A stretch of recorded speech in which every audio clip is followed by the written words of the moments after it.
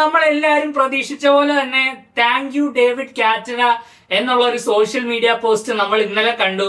അതിനുശേഷം അപ്പൊ തന്നെ മുൻ ബംഗളൂരു FC കോച്ചായ ആഷ്ലി വെസ്റ്റ്വുഡ് നമ്മുടെ പരിശീലകനായി എന്നുള്ള ഒഫീഷ്യൽ കൺഫർമേഷനും വന്നു. വെസ്റ്റ്വുഡിനെ കുറിച്ച് സംസാരിക്കാനാണെങ്കിൽ എനിക്ക് ഒരുപാട് കാരണങ്ങളുണ്ട്.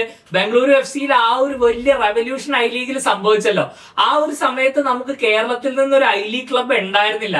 അതുകൊണ്ട് തന്നെ നമ്മുടെ അയൽ സംസ്ഥാനമായ കർണാടകയിൽ ഒരു ഇംഗ്ലീഷ് കോച്ച് വന്ന് ഇത്രയും പ്രൊഫഷണൽ ആയിട്ട് ഒരു നൈസ് അറ്റാക്കിംഗ് ബ്രാൻഡ് ഫുട്ബോൾ കളിച്ചിരുന്നതുകൊണ്ട് തന്നെ ഞാൻ ആ ക്ലബിനെ വളരെ ക്ലോസ് ആയിട്ട് വാച്ച് ചെയ്യുന്നുണ്ടായിരുന്നു. എങ്ങനെയെങ്കിലും നമ്മുടെ നാട്ടിലും ഇതുപോലെ ഒരു ക്ലബ്ബ് വരണേ എന്നൊക്കെ ഞാൻ ആ കാലത്ത് പ്രാർത്ഥിച്ചിരുന്നു. പിന്നീട് ഏതാനും വർഷങ്ങൾക്ക് ശേഷം തന്നെ ISL തുടങ്ങി, കേരള ബ്ലാസ്റ്റേഴ്സ് വന്നു, നമുക്ക് നമ്മുടേതെന്ന് വിളിക്കാവുന്ന ഒരു ക്ലബ്ബുമായി. പക്ഷെ ആ സമയത്ത് ഒന്നും ഞാൻ ഒരിക്കലും പ്രതീക്ഷിച്ചിരുന്നില്ല 10-12 വർഷങ്ങൾക്ക് ഇപ്പുറം അന്ന് ഞാൻ ഒരുപാട് അഡ്മയർ ചെയ്തിരുന്ന ആഷ്ലി വെസ്റ്റ്വുഡ് എന്ന കോച്ച് കേരള ബ്ലാസ്റ്റേഴ്സിന്റെ കോച്ചായിട്ട് വരുമെന്ന്. എന്തൊക്കെ തന്നെ പറഞ്ഞാലും ഈ ഒരു അപ്പോയിന്റ്മെന്റ് സംഭവിച്ചിരിക്കുന്നത് ഒട്ടും ഐഡിയൽ അല്ലാത്തൊരു സിറ്റുവേഷനിലാണ്. അത് കേരള ബ്ലാസ്റ്റേഴ്സ് എന്ന ക്ലബിന്റെ ട്രജക്ടറി നോക്കിയാലും ആഷ്ലി വെസ്റ്റ്വുഡ് എന്ന കോച്ചിന്റെ ട്രജക്ടറി നോക്കിയാലും ഒരുപാട് സെറ്റ് ബാക്കുകൾക്ക് ശേഷമാണ് ഈ രണ്ട് ശക്തികൾ ഒരുമിക്കാൻ പോകുന്നത്. അതുകൊണ്ട് തന്നെ ഈ ഒരു മാനേജീരിയൽ അപ്പോയിന്റ്മെന്റിൽ നിന്നും ഞാൻ മനസ്സിലാക്കിയിരിക്കുന്ന 3 നെഗറ്റീവുകളും 2 പോസിറ്റീവുകളുമാണ് ഈ വീഡിയോയിൽ നിങ്ങളായിട്ട് ഷെയർ ചെയ്യാൻ പോകുന്നത്. ഒട്ടും വൈകാതെ വീഡിയോയിലേക്ക് കിടക്കാം. പുതിയൊരു തുടക്കം ആയതുകൊണ്ട് തന്നെ ഞാൻ പോസിറ്റീവിൽ നിന്ന് തന്നെ തുടങ്ങാം. ആദ്യത്തെ പോസിറ്റീവ്, കയ്യിലുള്ള പ്ലേയേഴ്സിന്റെ ബെസ്റ്റ് പുറത്തു കൊണ്ടുവരാൻ പറ്റുന്ന, അവരെ ഇംപ്രൂവ് ചെയ്യാൻ പറ്റുന്ന ഒരു കോച്ചാണ് വെസ്റ്റ്വുഡ് എന്നുള്ളതാണ്. 2014-15 സീസണിൽ, അതായത് BFCയിൽ തന്റെ 2ാമത്തെ സീസൺ, ആ സീസണിലാണ് ബംഗളൂരു FC ഫെഡറേഷൻ കപ്പ് അടിക്കുന്നത്. ആദ്യ സീസണിൽ ഐ ലീഗ് അടിച്ചു, 2ാമത്തെ സീസണിൽ ഫെഡറേഷൻ കപ്പ് അടിച്ചു. ആ 2ാമത്തെ സീസണിലും ലീഗ് ടൈറ്റിലിൽ മോഹൻ ബഗാൻ അവർ നല്ലൊരു കോമ്പറ്റീഷൻ നൽകിയിരുന്നു. ആ ഒരു സീസണിൽ ആക്ച്വലി വളരെ ഫേമസ് ആയിട്ടുള്ള ഒരു ഇന്റർവ്യൂ വെസ്റ്റ്വുഡ് നൽകിയിരുന്നു. ആ ഇന്റർവ്യൂവിൽ പുള്ളി പറഞ്ഞത് BFCനെ കാണുമ്പോൾ എല്ലാവർക്കും ഒരു അസൂയാണ്, അല്ലെങ്കിൽ ഒരു എൻവിയാണ്. കാരണം പല ക്ലബ്ബുകളും ഡിസ്കാർഡ് ചെയ്ത് വലിച്ചെറിഞ്ഞ കളിക്കാരെ ഉപയോഗിച്ചാണ് ഞങ്ങൾ ഈ ഒരു സക്സസ്ഫുൾ ടീം ബിൽഡ് ചെയ്തിരിക്കുന്നത്. അതുകൊണ്ട് തന്നെ എങ്ങനെ BFCക്ക് ഇത് പോസിബിൾ ആയി? മറ്റു പല ടീമുകളും വിട്ടുകളഞ്ഞ കുറെ താരങ്ങളെ വെച്ചാണല്ലോ ഇത്രയും വലിയ സക്സസ്ഫുൾ ടീമിനെ ഉണ്ടാക്കിയത്. അതെങ്ങനെ BFCയെ കൊണ്ട് സാധിച്ചു എന്ന് പലരും ചിന്തിച്ച് അസൂയപ്പെട്ടിട്ടുണ്ടെന്ന് പുള്ളി ഒരു ഇന്റർവ്യൂവിൽ പറഞ്ഞിരുന്നു. സുനിൽ ഛേത്രി, റോബിൻ സിംഗ് എന്നീ 2 താരങ്ങളെ മാറ്റി നിർത്തുകയാണെങ്കിൽ വെസ്റ്റ്വുഡ് പറഞ്ഞ പോലെ തന്നെ ആ സമയത്ത് BFCയുടെ ഇന്ത്യൻ കോറിലെ അതിലുള്ള ബാക്കിയുള്ള പ്ലേയേഴ്സ് ആ ടൈമിൽ നമുക്ക് ആർക്കും അങ്ങനെ വലിയ കാര്യമായിട്ട് അറിയാവുന്ന പ്ലേയേഴ്സ് ആയിരുന്നില്ല.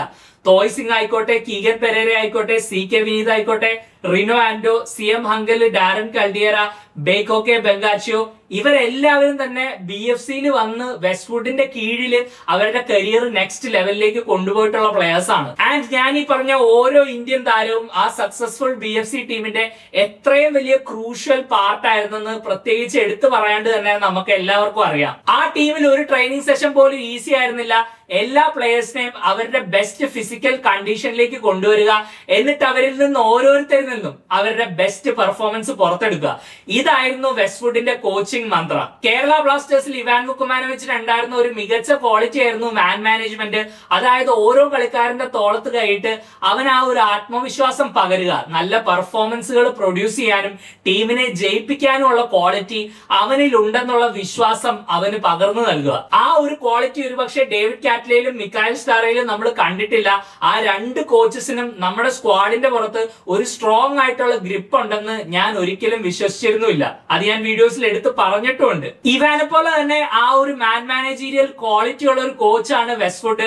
ആൻഡ് ഓബ്വിയസ്ലി മാഞ്ചസ്റ്റർ യുണൈറ്റഡിന്റെ ഒരു അക്കാഡമി ഗ്രാജുവേറ്റ് ആയതുകൊണ്ട് തന്നെ ഈ ലോകം തന്നെ കണ്ടിരിക്കുന്ന one of the greatest man managers ആയ സർ അലക്സ് ഫെർഗൂസനായിട്ടും വെസ്റ്റ്വുഡിന് ഒരു നല്ല ക്ലോസ് കണക്ഷൻ ഉണ്ട്. ഇൻഫാക്ട് ഹോങ്കോങ്ങിന്റെ കോച്ച് ആയിരുന്നപ്പോ തന്നെ വെസ്റ്റ്വുഡിന്റെ ആ നാഷണൽ ടീം യുണൈറ്റഡിനെ ഒരു ഫ്രണ്ട്ലിയിൽ നേരിട്ടിരുന്നു.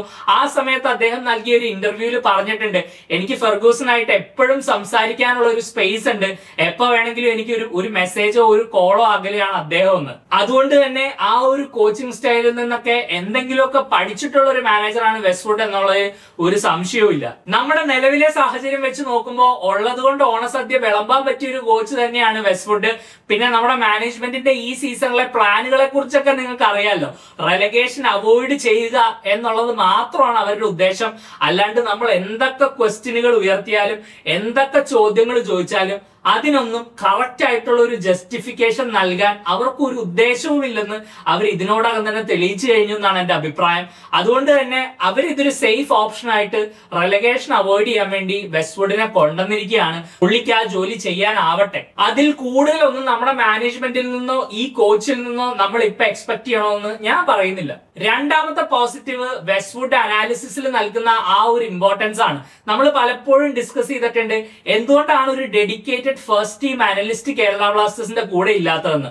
കഴിഞ്ഞ 1-2 സീസണുകളായിട്ട് നമ്മൾ ഈ ഒരു ട്രെൻഡ് ഒരുപാട് നോട്ടീസ് ചെയ്തിട്ടുണ്ട്. പലപ്പോഴും നമുക്ക് വളരെ ഓബ്വിയസ് ആയിട്ട് പുറത്തുനിന്ന് തോന്നുന്ന ചില തീരുമാനങ്ങൾ കോച്ചിന്റെ ശ്രദ്ധയിൽ എത്താതെ പോവുക, അതുപോലെ തന്നെ എതിർ ടീമുകൾ കറക്റ്റ് ആ ഒരു സ്ട്രാറ്റജി ഉപയോഗിച്ച് നമുക്കിട്ട് പണിയാറുമുണ്ട്. വെസ്റ്റ്വുഡിനെ സംബന്ധിച്ചിടത്തോളം ഒരു എതിരാളിയെ മനസ്സിലാക്കാൻ പുള്ളി ഏത് അറ്റം വരെ പോകാനും റെഡിയാണ്. BFCയിലുള്ള സമയത്ത് ഒരു എതിരാളിയെ പഠിക്കാൻ വേണ്ടി പുള്ളി രാവിലെ 4 മണിക്ക് വരെ എണീറ്റ് മാച്ചുകൾ അനലൈസ് ചെയ്യുന്ന ഒരു ശീലം ഉണ്ടായിരുന്നു. ഈ ഒരു ശീലം വെസ്റ്റ്വുഡ് BFCയിൽ എത്തിയപ്പോൾ തുടങ്ങിയതല്ല. തന്റെ കോച്ചിങ് കരിയറിന്റെ ആദ്യ കാലഘട്ടങ്ങളിൽ മൈക്കിൾ ആപ്പിൾട്ടന്റെ അസിസ്റ്റന്റ് ആയിട്ട് ഇംഗ്ലണ്ടിൽ വർക്ക് ചെയ്യുമ്പോൾ ഒരു വർഷം ഏകദേശം 400 മത്സരങ്ങൾ വെസ്റ്റ്വുഡ് കാണുമായിരുന്നു ജസ്റ്റ് ഫോർ അനാലിസിസ്. അപ്പൊ അതിന്റെ ആവറേജ് കണക്ക് നിങ്ങളൊന്ന് എടുത്തു നോക്കിയേ, ഒരു ദിവസം ഒരു കളിയിലും അധികം. സാധാരണ ഒരു ഹെഡ് കോച്ചിന്റെ ബാക്ക് റൂം സ്റ്റാഫില് ഈ അനാലിസിസ് പണി ചെയ്യാൻ വേണ്ടി മാത്രമായിട്ട് ഒരാളുണ്ടാവും. പക്ഷെ ഹെഡ് കോച്ചിന് തന്നെ ഇതിൽ ഇത്രയും നല്ല ധാരണയും എക്സ്പീരിയൻസും ഉള്ളത് അതൊരു പോസിറ്റീവ് അല്ലേ? ഇനി നമുക്ക് പോസിറ്റീവുകളിൽ നിന്നും ആഷ്ലി വെസ്റ്റ്വുഡ് കേരള ബ്ലാസ്റ്റേഴ്സിലേക്ക് വരുമ്പോൾ ഉള്ള നെഗറ്റീവുകളെ കുറിച്ച് സംസാരിക്കാം. നെഗറ്റീവ് എന്ന് ഞാൻ ഇവിടെ ഉദ്ദേശിക്കുന്നത് എന്റെ മനസ്സിലെ കൺസേണുകളാണ്. ഇനി ഞാൻ പറയാൻ പോകുന്ന കാര്യങ്ങൾ കൊണ്ട് ഈ ഒരു അപ്പോയിന്റ്മെന്റ് ഇവിടെ വർക്ക്ഔട്ട് ആവുമോ എന്ന് എനിക്കുള്ള സംശയങ്ങൾ. ഒന്നാമത്തെ കൺസേൺ, BFCയിൽ വെസ്റ്റ്വുഡ് ചരിത്രം സൃഷ്ടിച്ചപ്പോ അതിന്റെ പിന്നില് ഒരു വലിയ റെവല്യൂഷൻ ഉണ്ടായിരുന്നു. ആ റെവല്യൂഷന്റെ സീക്രട്ട് സോസ് ഇന്ത്യൻ ഫുട്ബോളിൽ നമ്മൾ ഇതിനു മുമ്പ് ഒരിക്കലും കാണാത്ത ഒരു ലെവൽ ഓഫ് ഫിസിക്കൽ കണ്ടീഷനിങ്ങും ഫിറ്റ്നസ് സ്റ്റാൻഡേർഡും ഡയറ്റും ഒക്കെ പുള്ളി അവിടെ ഇംപ്ലിമെന്റ് ചെയ്തു എന്നുള്ളതാണ്. ആ സമയത്ത് BFC ഈ ഒരു ചേഞ്ച് ഇംപ്ലിമെന്റ് ചെയ്തതുകൊണ്ട് തന്നെ ലീഗിലെ മറ്റ് ടീമുകളുടെ മുകളിൽ അവർക്ക് ഒരു അഡ്വാൻറ്റേജ് കിട്ടി. ഞാൻ പറഞ്ഞു വരുന്നത് ഈ ചേഞ്ച് കൊണ്ട് മാത്രമാണ് വെസ്റ്റ്വുഡ് സക്സസ്ഫുൾ ആയതെന്നല്ല. അവരുടെ റിക്രൂട്ട്മെന്റ് നല്ലതായിരുന്നു, നല്ലൊരു പ്ലേയിങ് സ്റ്റൈൽ പുള്ളി ഡെവലപ്പ് ചെയ്തു, ടാക്ടിക്കലി ഫ്ലെക്സിബിളും ആയിരുന്നു. പക്ഷെ ബാക്കിയുള്ള ഒരു ടീമും ഫിഗർ ഔട്ട് ചെയ്യാത്ത ഒരു സീക്രട്ട് സോസ് ആയിട്ട് ഈ ഒരു ഫിറ്റ്നസ് റെജീം BFCയിൽ മാറി. നിലവിലെ ഇന്ത്യൻ ഫുട്ബോളിന്റെ സാഹചര്യം വെച്ച് നോക്കുമ്പോൾ ഈ സീക്രട്ട് സോസ് ഇനി ഒരു സീക്രട്ട് ഒന്നും അല്ല. എല്ലാ ISL ക്ലബ്ബുകളും അവരുടെ ഫിറ്റ്നസ് റെജീം ഇംപ്രൂവ് ചെയ്തിട്ടുണ്ട്. അതുകൊണ്ട് തന്നെ വർഷങ്ങൾക്ക് മുമ്പ് BFCക്ക് ലഭിച്ച ആ ഒരു ആഡഡ് അഡ്വാൻറ്റേജ് ഇനിയിപ്പോ കേരള ബ്ലാസ്റ്റേഴ്സിൽ ഒന്നും ലഭിക്കാൻ പോകുന്നില്ല. അതുകൊണ്ട് തന്നെ വെസ്റ്റ്വുഡിനെ സംബന്ധിച്ചിടത്തോളം ഓൺ ദ പിച്ച് ആണ് ഒരു റെവല്യൂഷൻ കൊണ്ടുവരേണ്ടത്. ഇതിനു മുമ്പും കേരള ബ്ലാസ്റ്റേഴ്സിൽ ഇതുപോലെ ഗ്ലിറ്ററിംഗ് CV ഉള്ള ഒരുപാട് കോച്ചുകൾ വന്നിട്ടുണ്ട്. അവരുടെ റെവല്യൂഷനുകളെല്ലാം പാഴായി പോയിട്ടുണ്ട്. അത് തന്നെയാണ് ദ ബിഗ്ഗസ്റ്റ് ചാലഞ്ച്. അവരാരെ കൊണ്ടും ഇതിനു മുമ്പ് സാധിക്കാത്തത് വെസ്റ്റ്വുഡിന് സാധിക്കുമോ എന്നുള്ളതാണ് ആദ്യത്തെ കൺസേൺ. രണ്ടാമത്തെ നെഗറ്റീവ്, ഒരു ലോങ് ടേം പ്ലാൻ ഇല്ലാത്ത മാനേജീരിയൽ ജോബില് വെസ്റ്റ്വുഡ് എപ്പോഴും സ്ട്രഗിൾ ചെയ്തിട്ടേ ഉള്ളൂ. ഞാൻ ഈ ലോങ് ടേം പ്ലാൻ എന്ന് ഉദ്ദേശിക്കുന്നത് ഒരു പ്രോജക്റ്റ് ബിൽഡ് ചെയ്യാനുള്ള സമയമാണ്. നമുക്ക് ആദ്യം ബംഗളൂരു FCയിൽ നിന്ന് തന്നെ തുടങ്ങാം. JSW ഐ ലീഗിൽ കളിക്കാനുള്ള ഫൈനാൻഷ്യൽ കമ്മിറ്റ്മെന്റ് മീറ്റ് ചെയ്തതുകൊണ്ട് തന്നെ അവർക്കൊരു സ്പെഷ്യൽ എക്സംഷൻ ലഭിച്ചിരുന്നു. ആദ്യ 3 സീസണുകളിൽ അവർക്ക് റെലഗേഷൻ ആപ്ലിക്കബിൾ അല്ല. ഈ ഒരു ഫാക്ടർ കൊണ്ട് തന്നെ തുടക്കത്തിൽ തന്നെ ബംഗളൂരു FCയിൽ വെസ്റ്റ്വുഡിന് പ്രഷർ ടു പെർഫോം ഇല്ലായിരുന്നു. അത് തന്റെ ടീമിനെ ഒരുപാട് ഹെൽപ്പ് ചെയ്തെന്ന് പുള്ളി തന്നെ ഇന്റർവ്യൂവിൽ വന്ന് പറഞ്ഞിട്ടുണ്ട്. BFC വിട്ടതിന് ശേഷം മലേഷ്യൻ ക്ലബായ പെനാങ്ങിലേക്കാണ് വെസ്റ്റ്വുഡ് പോകുന്നത്. അതായത് മലേഷ്യൻ സൂപ്പർ ലീഗിലേക്ക് അവര് പ്രൊമോട്ടായി വന്നതിന് ശേഷമുള്ള രണ്ടാമത്തെ സീസൺ. ആദ്യത്തെ സീസണിൽ വെറും 1 പോയിന്റിന്റെ ഡിഫറൻസിലാണ് അവര് റെലഗേഷൻ അവോയ്ഡ് ചെയ്ത് ടോപ്പ് ഡിവിഷനിൽ കണ്ടിന്യൂ ചെയ്തത്. മുൻ ജോഹർ ദാരുൽ തസീമിന്റെ അസിസ്റ്റന്റ് കോച്ചായിരുന്ന നനാദ് ബച്ചീന ആ ഒരു സീസണിന് ശേഷം ക്ലബ്ബ് വിട്ടു. ആ ഒരു ഗ്യാപ്പിലേക്കാണ് വെസ്റ്റ്വുഡ് വരുന്നത്. ആദ്യ 6 മത്സരങ്ങൾ തുടർച്ചയായിട്ട് പുള്ളി തോറ്റു. പിന്നീട് 2 ഡ്രോ, അതിനൊടുവിൽ ആ ജോലിയും തെറിച്ചു. പിന്നീട് ATKയിൽ സ്പോർട്ടിംഗ് ഡയറക്ടറായിട്ട് വന്നു. ആ സീസണിന്റെ പകുതി വെച്ച് ടെഡി ഷെറിംഗം സാക്കായി. അതിനുശേഷം വെസ്റ്റ്വുഡ് കോച്ചായിട്ട് ചുമതലയേറ്റു. 7 മത്സരങ്ങളിൽ 6 എണ്ണവും തോറ്റു. ആകെ നേടിയ ഒരേ ഒരു പോയിന്റ് അത് ആക്ച്വലി കേരള ബ്ലാസ്റ്റേഴ്സിനെതിരെയായിരുന്നു. കൊൽക്കത്തയിൽ നടന്ന ആ ഒരു 2-2 എന്ന ഡ്രോയിലൂടെ ഒരു പോയിന്റ് അദ്ദേഹത്തിന് നേടാനായി. പിന്നീട് പഞ്ചാബില് കോവിഡ് മൂലം ഹോൾട്ട് ചെയ്യപ്പെട്ട ഒരു സീസണിന്റെ തുടക്കത്തിലാണ് വെസ്റ്റ്വുഡ് ചുമതലയേക്കുന്നത്. ആ ഒരു സീസൺ അത്യാവശ്യം ബെറ്റർ ആയിട്ട് തുടങ്ങിയെങ്കിലും പിന്നീട് ഒടുവിൽ 5 മത്സരങ്ങളിൽ 2 ജയം മാത്രമുള്ള ഒരു റണ്ണിന് ശേഷം ആ ഒരു ജോലി നഷ്ടമായി. അഫ്ഗാനിസ്ഥാന്റെ കോച്ചായിട്ട് വെസ്റ്റ്വുഡ് വർക്ക് ചെയ്യുമ്പോൾ പ്ലേയേഴ്സ് ഫെഡറേഷനെതിരെ ബോയ്ക്കോട്ട് വിളിക്കുന്ന ഒരു സിറ്റുവേഷൻ ഉണ്ടായിരുന്നു.